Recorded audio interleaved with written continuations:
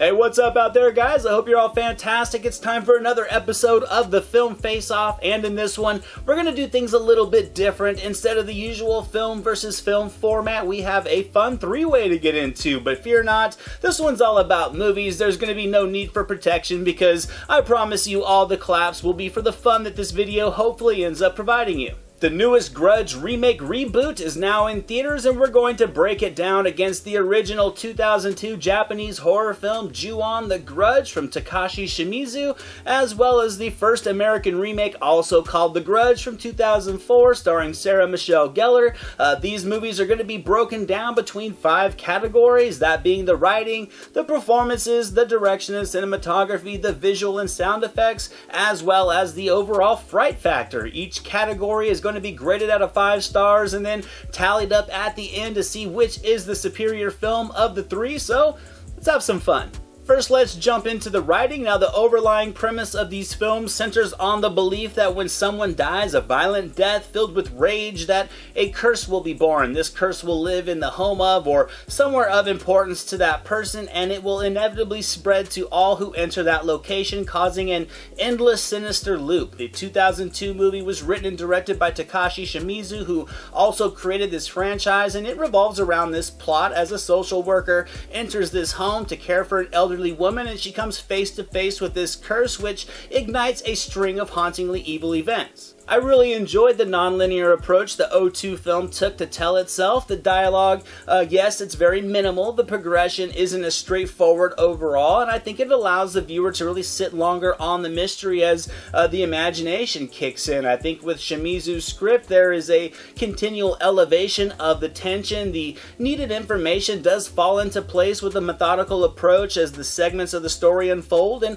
I thought it creates a fun uneasiness while you watch it. It really allows you to just take in the power of this curse with a lot of tangible information captured through the story, but it also leaves a nice little bit to the imagination, which I think is a nice touch. As for the remake, the early 2000s were a very trendy time for Hollywood to make foreign horror movies with properties like The Ring and The Pulse, and this franchise, as well as many others, getting the Western cinematic treatment. This script was written by Steven Susko, who would also go on to pen the American sequel, The Grudge 2, and it was a serviceable storyline. I think it was just much more direct in what it was telling you, and overall I thought it did hinder the foreboding tension that the original was able to capture. You sort of just sit back and take in one scene to the next as dialogue comes in and fills in virtually all the mystery for you. It has a very even progression to it. It does follow the primary beats of the original, but to me was missing that elevating of the suspense and dread that I think made Shimizu's script so creepy. It's also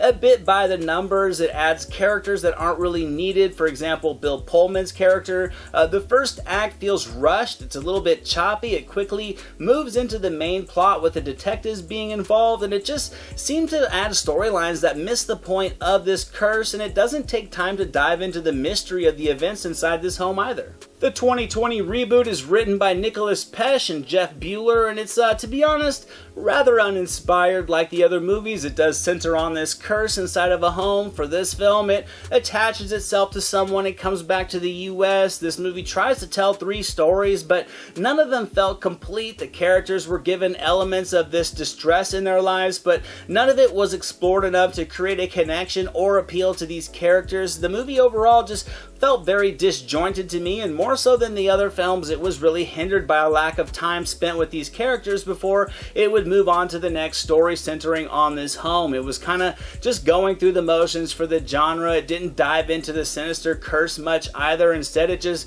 used audible and visual jump scares to kind of land the horror, and it just felt bland. So to grade the writing, Ju-On the Grudge is going to get 4 out of 5 stars. It was just slightly choppy. It didn't allow me to sit as long with the characters as I would have liked, but overall I thought it was nicely crafted. The 2004 remake is going to get 3 out of 5 stars. It was a bit formulaic. It seemed much more intent on exposition and jump scares than diving into the heart of this plot's evil, and the recent reboot is going to get 2 out of 5 stars. I think it should have been very easy to add some new layers to this premise to create a fresh take, but instead it just opted for a recycling of the original beats of the story with a string of genre tropes sprinkled in over it. Now let's get into the performances. I thought the cast in the '02 film overall was pretty well rounded. I thought the natural performances from all the actors and their slight emotional imperfections just made them feel like real people. Like I mentioned, there was very minimal dialogue in this movie, with Shimizu relying on the visual mannerisms and the overall expressions from the characters, and I thought it resulted in a lot of tension-filled scenes. Sure, there are some spots of overacting, but there are also many other moments where the fear that they are feeling really does land with impact, pulling the viewer into the intensity of the scene, because you never know who will be next to face this curse. Now, where that first film was more of an ensemble piece, in my opinion, the 2004 remake was a Sarah Michelle Gellar movie. The cast overall was pretty whitewashed despite still being set in Japan, but I do think everybody was more than serviceable. I think Grace Zabriskie, for me though, she was the highlight. I thought she did a great job of instilling just a looming tension through her eyes and her mannerisms. Gellar, for me though, just was not a convincing lead. She felt kind of out of place. She didn't capture the level of internal fear that this story needed. There were many spots where she looked like she was acting, and overall she just kind of lacked that natural vibe I want in a lead. Personally, with this cast, I would have brought Clea Duvall in as the lead, because in her few scenes I thought she felt much more authentic, but that's just me. With the 2020 reboot, I would say it was the cast that appealed to me. Andrea Riseborough, Demian Bichir, John Cho, and Lin Shaye, they're all talented actors that have done great work in the past. Their performances in this movie did show some effort. I certainly think they made the most out of the material, but there was only so much they could do when the writing was just terribly thin with barely surface level development. I do think Lin Shaye brought a great amount of energy and eeriness to her role, but none were able to save this movie and make it a good time. I think despite strong moments from all of them and clear bouts of compelling emotional expression, they still couldn't create characters I cared about or was concerned for. So to grade the performances, Ju-won is going to get 4 out of 5 stars. No one really stood out on their own, but as a collective group, the cast poured a ton of emotion into their roles. They were able to deliver all the physical acting that was needed to create a lot of suspense. The 2004 remake, I'm going to give that one 2 out of 5 stars. The performances were just fine. The supporting cast brought some life and energy to their characters, but Gellar was a weak spot and unable to capture that needed primal fear, and the recent 2020 reboot is going to get 3 out of 5 stars. Regardless of a lack of writing to assist them, I still think they were able to bring some authenticity to their characters in comparison to the 2004 film. Let's move on to the direction and cinematography, once again starting with the '02 film directed by Takashi Shimizu, with Tokusho Kikomura coming in as the cinematographer. I gotta say, I think they did a masterful job of creating a looming tension and an ominous atmosphere throughout this movie. The natural lighting and just the use of shadows felt very raw and very realistic. The overcast weather created a cold, mildly grim tone, and even when interior scenes were shot with sunlight outside, the playful use of shadows were able to generate eeriness. I thought the camera movements were very methodical. The close-ups did a great job of letting the performances convey some unhinged emotion, with a constant focus being on the eyes. The camera just moved gracefully throughout this home. Imagery would constantly be caught in glances, and it does a great job of keeping you on edge. As for the 2004 remake, it was actually directed by Shimizu as well, this time with Hideo Yamamoto coming in as the DOP. It was clear to me that Shimizu attempted to replicate a lot of his techniques from the first film, and there were spots of eeriness that was captured, but it also had just that traditional vibe to it with a clear American filmmaking influence to it. There were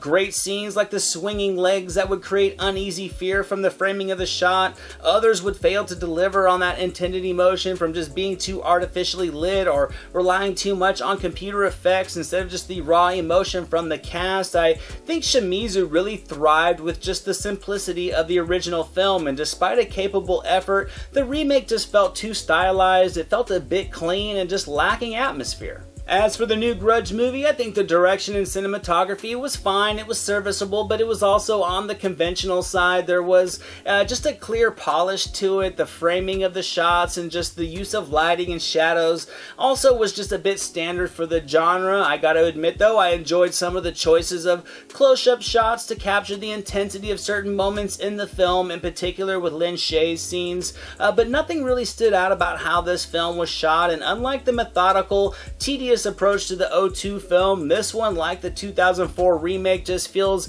visually generic and forgettable with nothing that will last with you. So to grade the direction and cinematography, I'm going to give Ju-on 4 out of 5 stars. The studio polish is virtually non-existent, and the result is a very gritty vibe that works great for the needs of this story. The 2004 remake is going to get 2 out of 5 stars. There's a collection of haunting scenes here, but it's also focused way too much on jump scares. It feels like many other genre films from the era, much like the 2020 reboot that I'm going to give 3 out of 5 stars. I like some of the creepy moments on their own. I just wish they would have been strung together into something that was much more intense, but it was able to capture just a small hint of grim atmosphere. Now let's get into the visual and sound effects. Starting once again with the original, I gotta say I think the sound design in that first film was one of its strongest elements. It was able to heighten the emotional intensity of many scenes. It was also very unique. The sound was often very startling and just unnerving as it played over the sinister visuals, and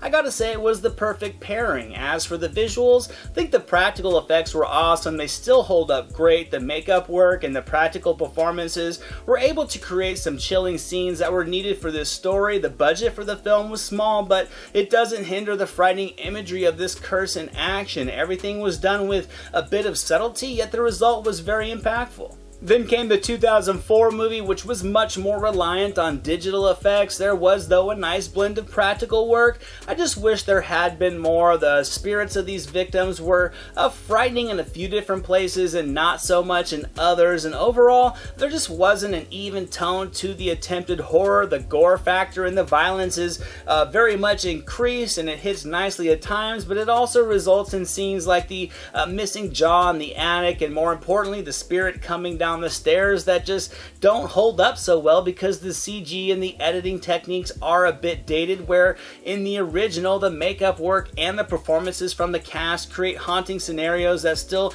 deliver that same punch today. There was a decent blend of digital and practical effects in the recent reboot, but it was also just a bunch of moments we've seen done before, and with the visual shock value gone, so was the intensity for me. Where the first film focused on very simplistic spirits, practical effects, and eerie sounds to build a lot of dread, this one, like the 2004 film, used more in-your-face imagery. Like the bathtub scene, it was pretty cool, and the scenes with Lin Shaye were effective with a blend of practical and digital effects mixed with her performance, but with the freshness removed, the sound effects and random spirit sightings just feel and look like they could have come from a dozen other movies. So to grade the visual and sound effects, Ju-on is going to get 5 out of 5 stars. I thought it did a perfect job of building just an impending feeling of dread. The practical effects hold up great, giving it a cold, gritty tone that is easy for the viewer to be consumed by. The 2004 remake is going to get just 3 out of 5 stars. It was a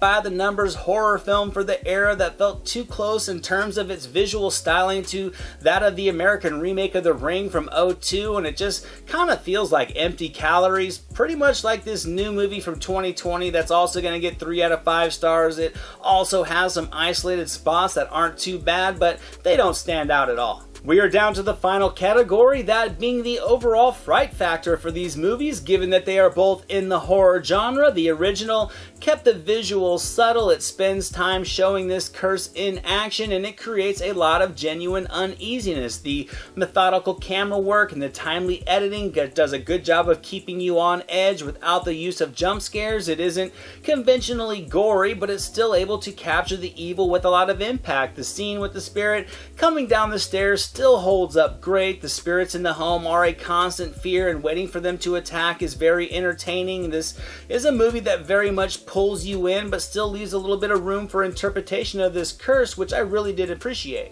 The 2004 film did have some creepy visuals here and there, but the digital effects were a drawback. Not all of the scenes hold up so well. The frightening elements were attempted primarily through routine horror elements that we've seen done so many times, and with the performances not building any emotional intensity, I never felt any emotional intensity. It's serviceable for the era, but it's also a movie that comes right at you. There isn't much to invest in to get your mind going other than what's played out on screen, and with an overuse of lighting, it just had a studio refinement that never created an atmosphere for the viewer to truly immerse themselves in.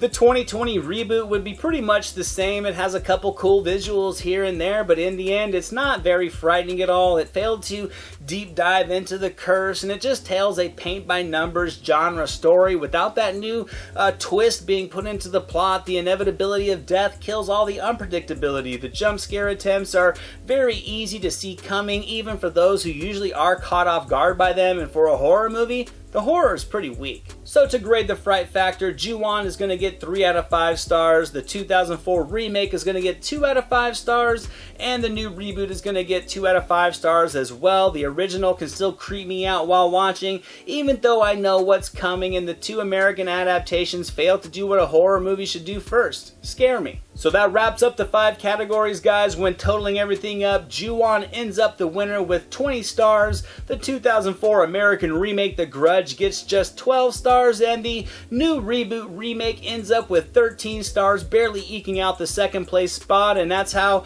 I break these films down, guys. I hope you enjoyed this episode of the Film Face Off, and let me know how you would rank these movies up against one another down in the comments below. Thank you so much for watching this video, guys. I hope you enjoyed it. If you did, drop it a thumbs up, leave a comment below. I'd love to talk movies with you guys. Share it with your friends, and without question, hit that subscribe button and the notification bell so you can never miss a video. Here are some links to some recent reviews just in case you missed them. All my social media links and the link to our official website are down in the description below, and I'll catch you next time.